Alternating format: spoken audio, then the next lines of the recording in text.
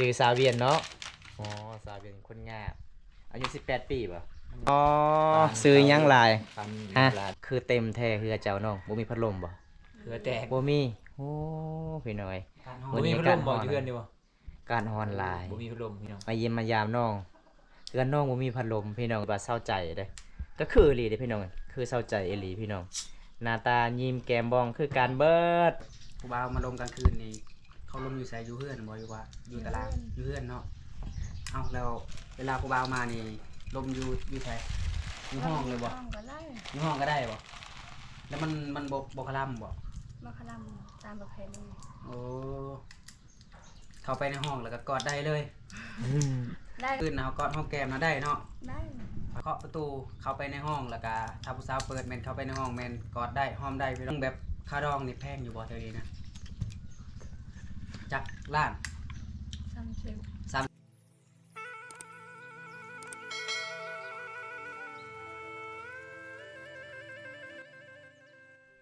นี่พี่น้องเอ้ยสาวเวียนมาแล้วเนาะโอ้พี่น้องเอ้ย อ๋อซื้อยังหลาย ปัน ฮะ ลาดเกาหลีพี่น้อง นี่ เคยเห็นบ่พี่น้อง ซื้อยังครับตอนเฮามื้อนี้ ซื้อเป๊ปซี่ เป๊ปซี่โอ้เวลาแขกมาคือมาศาลต้องซื้อเป๊ปซี่อีกเนาะ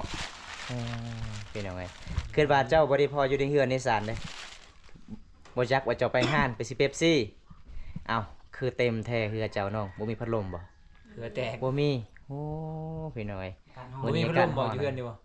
การฮอนหลาย บ่มีพัดลมพี่น้อง มาเยี่ยมมายามน้องเฮือนน้องบ่มีพัดลมพี่น้องเอ้ยเป็นน่าสงสาร ไปบ่โกยไปเอาผ้าหม้อรถมาพัดน้องไว้ จัดบ่ก้อย น้องเอาเวียนฮอนหลายเลยพี่น้องเอ้ยเห็นบ่พี่น้องผู้ใดบ่เคยเบิ่งสาวเวียนแบบเห็นครั้งแรกๆนี่จนหลงเลยพี่น้องคือว่าเศร้าใจเด้ก็คืออีหลีเด้พี่น้องคือเศร้าใจอีหลีพี่น้องหน้าตายิ้มแก้มบ้องคือการเบิดพี่น้องเอ้ยแต่สาวเวียนมันสูงกว่าพี่น้องนี่ล่ะพี่น้อง FC หลายๆคนให้ไปเยี่ยมไปยามมาเยี่ยมยามมื้อนี้เพิ่นก็ซื้ออีกพี่น้องโอ้มีขนมมีเป๊ปซี่เด้อากาศร้อนเพิ่นก็เลยซื้อเป๊ปซี่ เมื่อล่ะ สาวลาวเขตนี้ใจดีหลายๆคน เกือบสบายดีก่อนแน่ลืมเลยนบสบายดี สบายดี ซื้อสาวเวียนเนาะอ๋อสาวเวียนคนงามอายุ18 ปีป่ะ อายุ18 18ปีพี่น้องเอามาพี่น้องว่าพอได้อยากมาเยี่ยมมายามสาวเวียนนี่แหละพี่น้องเพื่อนหับตอนเป็นอย่างดีเลยก็คือเป๊ปซี่อากาศร้อนมื้อนี้พี่น้องเอ้ยเพราะว่าคิดว่าบ่ได้พอสาวเวียนมื้อนี้แต่มาเฮือนสาวเวียนก็พัดลมบ่มีเป็นน่าสงสารสาวเวียนพี่น้องเอ้ยเพื่อเต็มหน้าเลยเต็มโตพี่น้อง บ่แม่นเป๊ปซี่ได้อบ่าว มีอย่างนี้นะ เปิดซี่ เปิดซี่ อ่านพิษมาตลอดเนาะ อ่า กินมาตั้งแต่น้อยจนใหญ่ก็คิดว่าแป๊บซี่บ่แม่นเบิ่งเขาเขียนนี่เปิดซี่ เปิดซี่ เออ โอ้ เนาะอ่านกระหูมือนี่เลยเบิ่งให้ทุกคนอ่านรู้ว่าเขาเขียนมาจังได เป๊ปซี่ เฮ้ยเปิดซี่ เปิดซี่ อ่า เป็นยังไง เปิดซี่ เย็นปะ เย็น สาวลาวแค่นี้ใจดีเนาะมาเฮือนมาซานซื้อเป๊ปซี่อีกโอ้ยพี่น้องนี่จะเป็นห้องของสาวเวียนนอนเด้เมื่อนั้นถามสาวเวียนว่าถามพ่อบ่าวไปล่มขึ้นเฮือนได้บ่แม่นเพิ่นบ่าพี่น้อง นี่เพิ่นแต่งโตวเพราะว่าอากาศร้อนหลายมื้อนี้เพิ่นก็สิแต่งโตวอีกพี่น้องเฮือนเพิ่นบ่มีพัดลมไฟฟ้ามีเขตนี้พี่น้องแต่สัญญาณโทรศัพท์บ่มีเป็นหมู่บ้านที่มันนอกกับตัวเมืองแต่งตัวงามแท้สิไปเตะบาสอีกบ่ นุ่งสุดกีฬาอีกพี่น้องมาเด้ออีสี่หลายๆคนว่าจะเป็นพี่น้องพังลาวพังไทยในประเทศต่างประเทศเด้อถ้าพอได้อยากมาเยี่ยมมายามสาวเวียนคนสวยมาได้พี่น้อยบำตาสิพาไปเที่ยวเดี๋ยวสาวลาวเขตนี้กะไปตักน้ำเลยบ่น้องตอนแรงแล้วแหละย่างเดี๋ยวสิพาอันไปตักน้ำเลยตัวหน่อยเด้อมันไก่อยู่บ่คือมื้อนั้นไก่เลยเนาะคอยดีพ่อเจ้าอยู่กลางทางก็เลยไปนำฮอดเฮือนพี่น้อยบำตาถามว่าสาวเวียนคอยไปนำเจ้าได้บ่สาวเวียนก็เลยตอบว่าได้มาได้เลยเพิ่นว่า จนหอดเฮือนพี่น้อง เฮือนสาวเวียนนี่มีจักคน 8 คนผู้หญิงสองเนาะ 8คน ชาย6 คนหัว ผู้หญิงสองกับอีเมย์บ่ อืม โอ้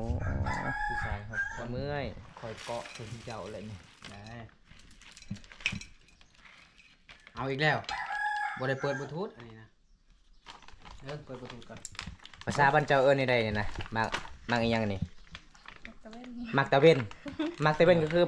คือภาษาลาว เขาชาลาวแล้วมันจังนะ ปลาไหลตะเว้นบ่ อะไร แม่นบ่ กุ้ง ไรมานาน ในตะเว้นคือปลาไหลตะเว้นโอ้บ้านเฮาบ่มีเนาะมีแต่ต่างประเทศละมีพี่น้องเอ้ย เฮ้ยโอแมนเนาะ เป็นไปชื่อขนมเป๊ปซี่ ขึ้นมาที่เฮือนสาวอาเวียนเป็นที่เรียบร้อยแล้วนะทุกคนสบายดีไหมเด้อผู้สาว สบายดี สาวอาเวียนเนาะจักปีก็ 18 18 ปีเนาะทุกคน เป็นจังไดคือว่าฮ้อนๆนี่คือบ่เปิดพัดลม บ่มีพัดลมจ้ะ บ่มีบ่ แม่น โอ้แต่ว่าไฟฟ้านะมีอยู่เนาะแต่บ่มีพัดลมเนาะเบิ่งทุกคนฮ้อนแท้ฮ้อนว่าเหงื่อแตกบักหลายๆนึงพี่น้องเอ้ยน่าสงสารเพิ่นหลายโอ้บ่มีพัดเด้ข่อยสิพัดให้เราเย็นขึ้นเนาะ เอาผ้าเมารถมาพัด น่าสงสารพี่น้อง แม่น ไฟฟ้ามีแต่ว่าบ่มีพัดลม มี เนาะ พัดลม สาวเวียนจักปีก็ 18 18 ปีแล้ว แต่ คือ ยัง ยังมีแฟน บ่ โอ้ มี ย แฟนพี่น้อง สิหาแฟนบ่ตอนนี้บ่ ค่อยกำลังสิถามว่าเป็นยัง18 ปีคือว่าบ่มีผู้บ่าวมาจีบ ยังโสดบ่เดี๋ยวนี้ ถ้าก็เปิดใจ18 ปีนี่บ่ โสดอยู่ ก็ เนาะ เลยยังบ่มีคนมาจับจอง แถวเขตชนบทของหมู่บ้านสมเจ้านี่เวลาแบบผู้บ่าวมาลงกลางคืนนี่เขาลงอยู่ไสอยู่เฮือนบ่อยู่ว่าอยู่ตลาดอยู่เฮือนเนาะเอ้าแล้วเวลาผู้บ่าวมานี่ลมอยู่ไสอยู่ห้องเลยบ่ ห้องก็ได้ อยู่ห้องก็ได้บ่แล้วมันบ่คลำบ่ มาคลำตามประเพณี โอ้เข้าไปในห้องแล้วก็กอดได้เลย ได้คะแนนบ่ได้เฮ็ดหยัง เออก่อนของแก้มชิวๆเนาะ ถ้าแบบเฮาบ่ได้เฮ็ดแนวอื่นนะเฮากอดห้องแก้มนะได้เนาะ ได้ ไปพี่น้อง ไป ในเขต ตัวโกยพิสูจน์ลงเบิ่ง ไปเฮาเบาบนตา เขต กลับก่อน เนาะเวลามาลมผู้สาวแม่นสิเคาะประตูเข้าไปในห้องแล้วก็ถ้าผู้สาวเปิดแม่นเข้าไปในห้องแม่นกอดได้หอมได้พี่น้องแต่ว่าเฮ็ดแนวอื่นบ่ได้นอกจากผู้บ่าวเฮาเนาะผู้บ่าวผู้สาวกันแล้วก็แม่นไปทางอื่นเนาะก็หยอกเพื่อนก็บ่ได้คือเก่าแหละ แต่ว่าเรื่องแบบค่าดองนี่แพงอยู่บ่เท่านี้นะจักล้าน 30 30 ล้าน 30 ล้านนี่ก็คือแบบ 30 ล้านกิ งัวควายหรือว่าไอ้หยังนะบ่มีบ่ บ่ ทางห้างบ่ ตั้งหา ทาง ไก่ ห้าง ไก่ทางห้างเนาะ โอ้ 30ล้านก็คือค่าดอง อืม เพราะว่าที่ลูกสาวที่อีเมเลี้ยงแต่น้อยจนใหญ่ เฉพาะค่าดอง30 ล้านแล้วมันมีหยังแหน่แบบฮิตของเครื่องอยู่ของกินนี่นะมีงัวบ่ควายก็มีบ่ทั้งงัวทั้งควายพร้อม บ่ คันมีงัวแล้วบ่มีควายคันมีควายแล้วบ่มีงัวเนาะอื เอา ม มาหลายก็กินได้ เอามาลายก็กินลายเนาะ เออ แล้วแต่บ่ สำคัญที่สุดเขาจำก็คือ มันมีไก่กับหมูเนาะ อืมก็ อืม ไก่หมูก็คือแบบ แบ อันนี้ แบ อันนี้มันเป็น ถ้าบ่มีควายบ่มีงัวต้องมีแบตัวหนึงก็มีเนาะได้เนาะโอ้ มั เป็น น เป็น ตามป ฮี ระ ด เพณี นี่เนาะ แสดงว่างัวควายแม่นเอามาต้อนรับให้ แม่นให้ห พ่อแม่พี่น้องกินซื่อๆแม่นบ่ แม่นแล้วก็จำฮีด โอ้ ตัวนั้น แต่ว่าฮีดนี่ต้องแบบหมู ต้องจำ ไก่เนาะ อ่า อืม ที่ต้องได้จำฮีดของประเพณีของบ้านเฮาพี่น้องของเผาบรูเผามังกรเนาะแต่ว่าแถวเขตชนบทของเซโปนมันก็จะแตกต่างหน่อยนึงเด้อพี่น้องแต่ในเขตนี้แม่นสิเข้ามาในห้องก็ได้เนาะแล้วเจ้าจะไปนอนอยู่ไสกลางคืนนะ ในห้อง อยู่เฮือนเองนี่บ่ เฮ็ดเองเลยครับ นอนกับไผ นั่นผู้เดียวน อนผู้เดียว บ่ได้เงาบ่กลางคืน ไม่ได้เหงาเบิ่งโทรศัพท์ คือว่า คือเรา คือบ่ไปนอนนำกันกับหมู่ครูดิซะ แล้วเขาไม่มีผู้บ่าวไม่สินะ เออ แล้วก็ไปปะ เออเจ้า ผู้เดียวแหละนอนเดียวแค่นั้น แม่นพี่น้องแม่น เจ้ายังโสดแล้วนอนอยู่เฮือนตัวเองอืม ถ้าไปนอนกับหมู่ในถ้าผู้บ่าวของหมู่มาแล้วก็เข้าไปกับผู้บ่าวแล้วนอนผู้เดียวก็เหงาเลยเนาะเห็นก็ไปกับคนอื่นเนาะเฮ้ย อยากไปคือกันแล้วเนาะเห็นหมู่ไป บ่แบบคันเฮานอนรับแล้วบ่ฮู้สึกบ่ฮู้เขาไปเล่นสบายนี่แบบยังบ่ได้นอนเขาไปฮะ เขาพากันไปเนาะบ่ ขั ข้า บ ง ปา เนาะ กันไป อืม ต่อหน้าต่อตาเลย เออ ถ้าหากว่าผู้บ่าวสิจีบนี่จีบได้ทางใดเล่นยังแน่ เฟซ เฟซ เป็นที่เพชรอย่างเดียว เล่นแต่ Facebook อย่างเดียวอ่ะ วัดแอปกับบรินบ่ บ่ เฟซชื่อว่าจังใด น้องบอบบี้ตัวเล็ก นางน้องบ่ น้องเบอร์บี้ น้อง เบอร์บี้ เบอร์บี้ตัวเล็ก น้องบีบี้ตัวเล็ก เบบี้ เบบี้ ตัวเล็ก เป็นภาษา ภาษาดาว ภาษาลาว น้องเบบี้ตัวเล็ก โอ้ แม่น แต่ว่าเรื่องหน้าตา แต่ นี่แบบ เป็นหนังสือลาวแม่นบ่ แม่น ตัวเล็กหนังสือลาว แม่น แบบสาวงามบ้านปลาพี่น้องผู้สาวที่แบบงามแบบธรรมศาสตร์บ่ได้ตกแต่งบ่ได้ไปเสริมดอกเสริมดังหยังเนาะ แม่นพี่น้อง อันนี้คืองามมา เออ จาก สาวเวียน พ่อจากแม่เลยพี่น้องเลย อ้ายก็ทายมีนี่เด้อ งามหลาย เพราะว่า FC หลายๆคนบอกว่าเจ้าไปเสริมดังแม่นบ่ตั้งแต่เกิดเลยโอ้นี่ พอเห็น พี่ ค น้อ รั้ ง งแรกข้อยก็คิดว่าเราเสริมมาเด้ ขนาดบ่โกยก็ยังบ่เชื่อเด้ อืม บ่โกยถามบ่ตาว่า ไปบ้านเขาเขาว่าเขาเอิ้นเขามาเขาว่าลูกพลังบ่เลยลูกคนลาวเขาว่าคนลาวถึงเด้อ เออ หน้าตาเรานี่คล้ายคือกันกับสาวใจแห้งเด้อพี่น้อง แม่น ทุกคนว่าจังใดเนาะคอมเมนต์มาแน่แต่ว่าสำหรับค่อยเลยเห็นแล้วก็คล้ายคือกันกับสาวใจแห้งเนาะ คือกัน แต่ว่า เลย ติว่าแบบรูปร่างของเรานี่หุ่นของเราแบบจอยๆนิดนึงแต่ว่าสาวใจเป็นคนอวบๆเนาะเตี้ยๆอันนี้นะคนสูงจ้อย แต่ว่าเรื่องหน้าตาบ่ตาดังปากก็ยังคือกันหมดเลยเด้อพี่น้อง คิวคือกัน แม่นคือกันหมดเลยเด้ อืม งามเนาะ เป็นผู้หญิงก็คือกัน ผู้หญิง ผู้หญิงคือกัน บ่แม่น แหละ ผู้ชายเนาะ อืมบ่แม่น หยอกพี่น้อง แฝดกัน หยอก บ่ บ่กล้วย บ่แม่นฝาแฝดกันบ่ บ่ ฮู้จักเราอยู่บ่ บ่รู้จัก บูจักบ่เคยเห็นซ้ำเนาะแต่ว่าบ่แม่นเลยพี่น้อง อันนี้ก็คือแฝดคนละผ้าเนาะคนละบ้านคนละเมืองพี่น้องเอ้ย อันนี้คือชุมพามังกรเด้ อันนี้ชนเผ่า สาวใจคือชนเผ่าตรี สาวใจนะชนเผ่าตรีพี่น้องแต่ว่างามคือกันเบิดทั้งนี้ก็งามทั้งนั้นก็งามพี่น้อง อันนี้คือเป็นนางเอกซองของบาวบุญตาก็ว่าได้เนาะเพราะว่าบาวบุญตามาอัปเดตวิถีชีวิตของสาวอาเวียนตลอดเนาะ แมน เป็นสาวงามพี่น้องสาวงามเบิ่งเวลา ฝากติดตามหน่อยเด้อ FC หลายๆคนเด้อ แขกมาเฮือนเราก็สินั่งพับเพียบหรือว่าจังใดเนาะแม่น เพราะว่าบอมตากับสิทายน้องจนน้องสิเอาพัวแม่นแท้บอกเขาดอง30 ล้าน อัปเดตจนน้องเอาพัวเลยพี่น้อง มื้อนี้นะพ่อแม่ไปใส่เบิด ไปสั่งให้ ไปสักเขาให้ยังบ่แล้วบ่ ยังบ่เลย ไกลบ่ให้นะ ใกล้ อยู่ผู้บ่น้องอ้าวบางคนผู้สาวนี่ไปนอนอยู่ผู้เลยก็มีบ่เขาไปซักให้ เขาไปมี พ่อแม่ไปซักให้ โอ้เขาไปกลับเนาะ ดือนนึงบ่ อืม เวลาไปให้นี่ขี่รถจักรไปบ่หรือว่าย่างไป ยาม ยังเอา กะว่าจักชั่วโมงไปฮอดให้ ชั่วโมงหนึง ชั่วโมงหนึงว้าวตัว เพิ่นผู้เลยเนาะหมู่บ้านเจ้าเฮ็ดให้เนาะเพราะว่าหมู่บ้านน้องติดกับตีนภูเขา เป็นอะไรรถจักรไปบ่ได้หรือว่า เส้นทางยาก ได้อยู่แต่ว่ามันยากบ่ มันยาก หรือว่าบ่มีรถจักร บ่ได้ยาก บ่ได้ยากบ่ รถจักรคันเดียวให้น้องทีเขา เออ อืม ให้น้องขี่รถจักรเพิ่นย่างพี่น้อง จะบ่ย่านบ่ผู้บ่าวรัดอยู่ข้างทางเจาย่างผู้เดียว ชื่อรัดบ่ ยังหลายอยู่เนาะยังบ่แล้วสักเขาให้เนาะ ห้างก็สองมือนั่นแหละ โอ้ เอิ้นผู้บ่าวมาซอยเด้อถ้าใครยังมาซอยกัน ถ้าว่าเราอยาก ซอยน้องแน่ว่ะ ถ้าได้จะเป็นแฟนมาซอยข่อยนี่เด้อ ใครจะดีมาซักซอยให้ได้ นี่บ่ว่าฟังลาวฟังไทยก็เอาได้เบิด เอาได้ มาซอยได้เบิดเนาะลองเบิ่งเกี่ยวกับวิถีชีวิตสาวลาวสักให้มันเป็นจังไดมาจังได ถ้าไผทีซักเขาให้เป็นนี่และก็ถึกใจเจ้าพร้อมก็ อืม เอาเลยเนาะ เอาเลย ต้องมาพิสูจน์ให้ ใครซั สาก ว ให้บ่เป็นบ่เอา นี่ ไผทีซักให้บ่ เรียนไว้โลด บ่มีสิทธิ์ FC ไปเด้อบ่มีสิทธิ์แล้วเด้อทุกคนเด้อเนาะ สามคนเฮานี่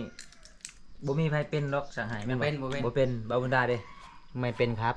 ไม่เป็น ไป บางค เด้ นก็ อ ไม่ เนาะสิ เป็น ได้มา เป็นแต่มาเยี่ยมน้องครับ ได้เป็นแฟนของสาวเวิร์นนี่เนาะสิได้ป็ สาวเวียน สาวเวียน สาวเวียน เจนฮอดเวิร์นหลายบ่ สาวเวียนพี่น้องเอ้ยเว้าผิดเนาะเป็นสาวงามจากหมู่บ้านพี่น้องสาวชนบทเขตเมืองนองเนาะเบิ่งห้องนอนสาวโสดห้องนอนเจ้าได้บ่ได้บ่ได้ ได้ ได้บ่ บ่มีหยังที่เป็นความลับบ่ ได้เนาะ มีเนาะพาไปไหนได้บ่ แต่หก อันนี้หกกะยามันแต่ว่าเดี๋ยวแป๊บนึงขอถามก่อน อันนี้นะถ้าแบบสิขออนุญาตไปเบิ่งห้องนอนนะบ่ได้ผิดหีดหยังบ่แถวเขตชนบทเขาบ่รู้เฮานี่เขาบ่ได้ถือเนาะเพราะว่าเวลาผู้บ่าวเขาไปมาลมอยู่เฮือนต้องเข้าไปห้องนอนอยู่แล้วเนาะเพราะว่าค่อยเคยเข้าไปถ่ายห้องนอนของสาวโสด2 ต่อ 2กลางเว้นนี่แหละแล้วเขาว่ามันเป็นแบบนั้นน่ะมันบ่ดีเขาว่า แต่ว่าในเขตชนบทเฮาเขาบ่ได้ถือเนาะเข้าไปเบิ่งได้เนาะโอเคทุกคนเดี๋ยวสิพาทุกคนไปเบิ่งห้องนอนของสาวอาเวียนนํกันเนาะว่าเวลาผู้บ่าว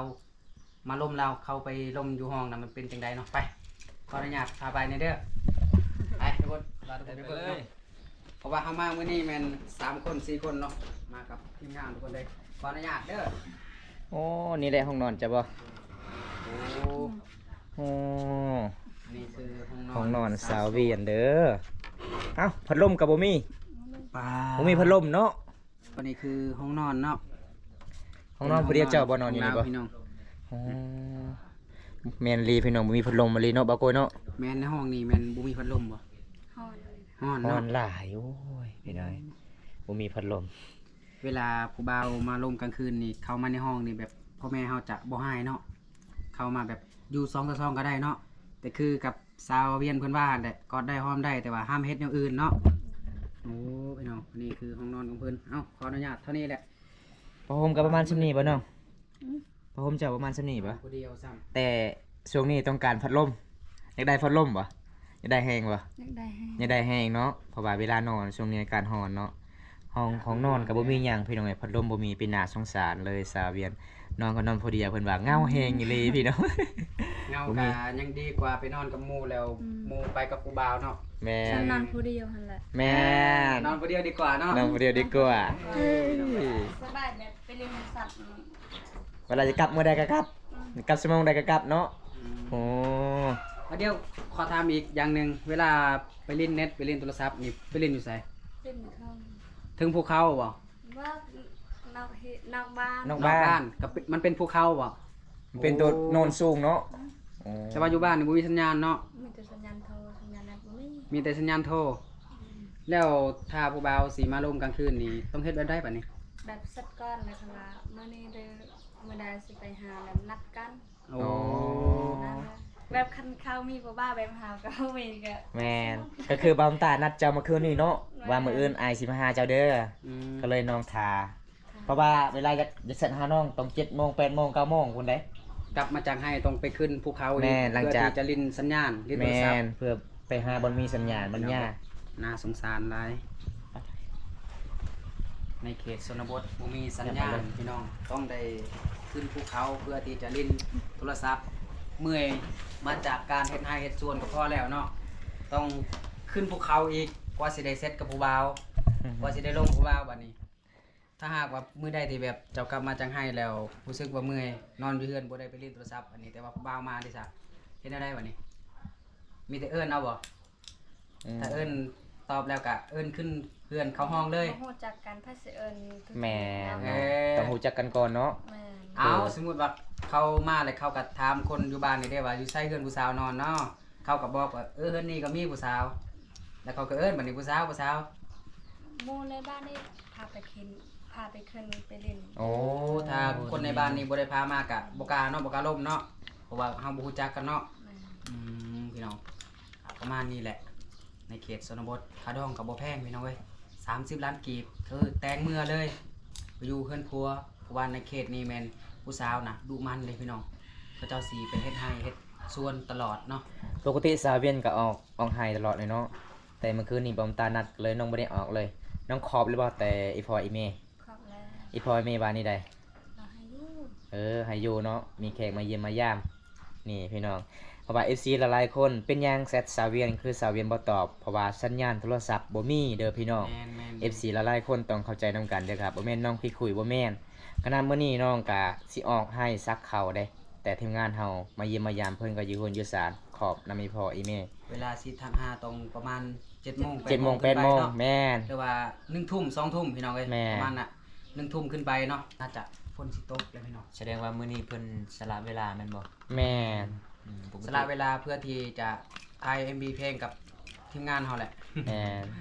ปกติเพิ่นสิไปให้ตลอด ไปให้ตลอดเด้อสาวลาวคิดนี่ขยันหลายๆคนเด้อ เฮ้ยผู้สาวนี่ถือว่า เพราะว่ามื้อนั้นบอมตาไปเยี่ยมไปยามบอมตาบ่ได้นัดก็เลยไปนำน้องฮอดบอนไห้เลยบอนน้องปลูกปลูกมันโอ้ว่าบ่ได้นัดน้องแบบนี้ล่ะข่อยก็เลยถามซาเวียนอยู่ไสเขาว่าซาเวียนออกไห้แล้วไปปลูกมันก็เลยพาบ่าวงไปหา ก็เลยเจออยู่ไห้พี่น้องเอ้ย เป็นผู้สาวงามแบบธรรมชาติพี่น้องหน้าทางดังคมงามคือกับสาวพลังเนาะคันเห็นแวบแรกนี่ก็บ่คิดว่าเป็นผู้สาวพาบรูเลยทุกคน มันแหลมๆเลยพี่น้อง บ่เสริมก็งามแล้วนี่นะ ที่แรกบางคนก็คิดว่าเสริมดัง แม่หลายๆคนได้ถามบอมตาว่า เห็นในคลิปบาบุญตา แม่ปกติน้องก็บ่ได้เสริมดังพี่น้องแบบธรรมชาติที่เกิดเลย งามนี่เนาะ งามสวยมาก วาสนาผู้ใดเด้สิได้ไปครอบครองหัวใจของเราเนาะใครอยากจีบกับเฝ้ามาจีบมาล่มเราเด้อ ตอนนี้18ปีน่ะก็คิดจากสร้างครอบครัวแล้วบ่หรือว่าจังไดหรือว่ายังอยากอยู่อีก อยากแล้วเนาะ ถ้ามีผู้บ่าว อยากแล้วเนาะอืม โอ้อยากแล้วเนาะถ้ามีคนคุยคนล้มนี่ถึกใจก็คือคุยกันแหละก็เอากันเนาะ บ่ซาเวียนสมมุติว่าคือเฮาไปหาน้องตลอดแบบนี้อีพ่อแม่จะบ่ได้หายบ่ บ้าง บ่เนาะคิดว่าอีพ่อแม่เจ้าหายโอ้ยลูกสาวค่อยมีแต่อยู่กับผู้บ่าวบ่แม่นเนาะคันถ้า FC พังไทยอยากมายิ้มแย้มก็มาได้เนาะ คัดเวลาให้เรียก มาได้ งานเนาะ แม่น บ้า เอ้า ถ้าสิคิดแนวนั้นมาคัน อ๋อ คิดแบบนั้นก็คนบ่ฮู้จักบ่ฮู้ความ อ๋อแสดงว่าไอ้พ่อไอ้แม่เจ้าก็ใจดีหลายเนาะเมื่อนั้นบ่าวตามายิ้มยามครั้งแรกๆไอ้พ่อจะว่าจะยอมพาเข้าให้บ่าวตาได้เด้อโอ้ยพี่น้องไอ้พ่อก็เมาในเนาะมื้อนั้นเนาะก็เลยคอยตอบว่าอิ่มแล้วกินข้าวกินน้ำแล้วพี่น้องเอ้ยอัปเดตวิถีชีวิตสาวเวียนมื้อนั้นนึ่งข้าวตักน้ำพี่น้องบรรยากาศยามมื้อแลงบ่าวสาวเวียนสมมุติว่าผู้บ่าวพังไทยอยากไปหาเจ้านี่ผู้บ่าวพังไทยบ่ได้นัดทีมงานเฮาผู้บ่าวพังไทยมาคนเดียวจะได้เฮือนเจ้าสิล่มได้บ่ ได้ ได้บ่กล้าบ่ ก็กล้าว่าสถิตทดแดนแล้วกล้าแหละ คิดว่าทีมงานเฮาบ่ไปนำเจ้าบ่กล้าลมบ่แม่นบ่ได้เนาะมาเยี่ยมได้โอ้มาเยี่ยมได้เด้อพี่น้องเพราะว่าน้องก็เว้าภาษาลาวภาษาไทยได้อยู่เพราะว่าน้องก็ใจดีเด้ปกติหลายๆคนก็ต้องมีทีมงานมาไปนำพี่น้องแต่ชาวเวียน เว้าฮู้ภาษาไทยเพิ่นว่ามาได้โลด แต่เรื่องการมาฮักกันก็ยังบ่ฮู้เนาะถ้าถึกกันแล้วก็คอยเบิ่งกันไปเนาะนี่พี่น้องต้องคบกันไปพี่น้องเอ้ย สาวเวียนอยู่18 ปีฐานะยังโสดเพิ่นว่าพี่น้อง เคยเข้าโรงเรียนอยู่บ่ เคยอยู่เนาะเจ้าเรียนห้องใดเนาะตะกี้ มาสาม ม.3 จบม.3 แล้วก็สิออกเอาผัวบ่ ครับเรียก ออกเฮ็ดเวียกบ่มีเงินแน่ สาม เออ จบด้นแล้วบ่ 3 ปีไป 3 ปีไปแล้ว ตาย เป็นหยังสาวเวียนไอมามื้อนี้คือบ่กินข้าวกินน้ำเลย แม่น เกิ แล้ว น เนาะ ลาย เคินลายเอ เคิน อ ไประหว่าง3ค กิ น นข้าวบ่ลง กินข้าวบ่ลง ระหว่าง3คนนี่เคินผู้ใดหลายกว่า เกินเบิด เคินเบิ้นนี่พี่น้อง แสดงว่าร อที่สุดคือบาโกยเนาะ รอซ้ำกันเนาะ นี่ ต่างคนต่างเคินพี่น้อง แม่น ขอให้เคินแล้วให้จ้องหน้ากับผู้สาวอีกเนาะ หลังจากเขามาแต่แสดง MV แล้วเฮาก็นั่งเล่นพักผ่อนอยู่เฮือนน้องเด้เพราะว่าน้องก็อดข้าวอดน้ำยังบ่ทันกินข้าวเที่ยง ตอนนี้เวลา1 โมงแล้วพี่น้องเอ้ยเพราะว่าน้องก็ฟักเวียกมื้อนี้พี่น้องเขานำมีพ่ออีแม่เด้ปกติผู้สาวหลายๆคนยังเวียกยังงานนี่โอ้ยเวลาเฮามายิ้มยามผู้ใดก็บ่ได้สนใจแต่สาวเวียนเพิ่นอยู่ใดพี่น้องเพิ่นทาอยู่เฮือนเลยมื้อนี้พี่น้องเอ้ยตอนนี้ไอ้กลับกันเด้อขอขอบใจหลายเด้อที่ครับตอนเป็นอย่างดีมื้อนี้ เพราะว่าอากาศก็ร้อน น้องซื้อเป๊ปซี่มาพี่น้องเอ้ยเพราะว่ามื้อนี้ก็บอมตาก็ดีใจหลายที่น้องมาแสดง MV กับทีมงานเฮา3 คนมื้อนี้มาเยี่ยมมายาม ให้เพิ่นเป็นนางเอก อันนี้คือพระเอกพี่น้อง รอที่สุด พูดเอก มืงสีย พระเอกรอที่สุดพี่น้องเอ้ยมื้อนี้น้องระเบียนก็ใจดีพี่น้องคนก็งามเฮาข้อแสดง MV เพิ่นก็แสดงได้พี่น้องเอ้ยคือแสดงมื้อนี้บอมตาก็ดีใจแฮงเลยพี่น้องที่น้องมาแสดงได้กับผลงานเพลงเฮาผลงานเพลงจังไดวะบ่าวคอน ต่างไงแหละ แต่ไงแหละ แม่น ภาษาลาวเด้ และ มื้อใด มือใด มื้อใดเนาะ ประมาณ โ มือใดเจ้าสิกลับมาประมาณนี้แหละ โอ้ ใกล้แล้วแม่จู มื้อใด คิด มื้อใด แล้ว มื้อใดสิปล่อยเพลงน่ะ ถ้าว่าตัดต่อแล้วก็ปล่อยเลย โอ้จังไดก็ฝากเขารับชมนี่เด้อพี่น้อง ฝากเป็นกำลังใจทีมงานเฮาแล้วก็น้องสาวเอาเวียนคนงาม MV ก็คือเป็นนางเอกได้ แม่ บอมตาจะเป็นโจรพี่น้องโอ้ยพี่น้องครั้งแรกแสดงตื่นเต้นหลายเลยจังไดไอ้กลับกันเด้อน้องเด้อมื้อนี้ขอขอบใจหลายเด้อที่ทำตอนเป็นอย่างดี คลิปนี้ขอจบไว้เท่านี้ก่อนพี่น้องคลิปหน้าพบพอกันใหม่ขอกล่าวคำว่าลาตรีสวัสดิ์บันสวนบ๊ายบาย